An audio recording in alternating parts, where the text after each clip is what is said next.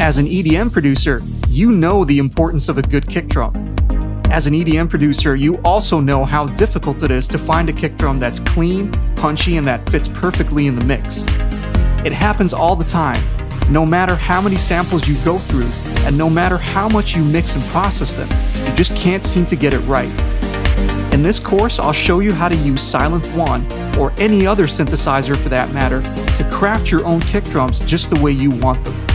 You'll learn the effects and plugins to use to get the kick drums you've always wanted. Distortion, EQ, compression, limiting, layering, and even some sneaky techniques. It's all included in this course. So if you feel that your tracks are being let down by weak, lifeless kicks and want to bring them to life with big, punchy, full-sounding kick drums, then this course is definitely for you.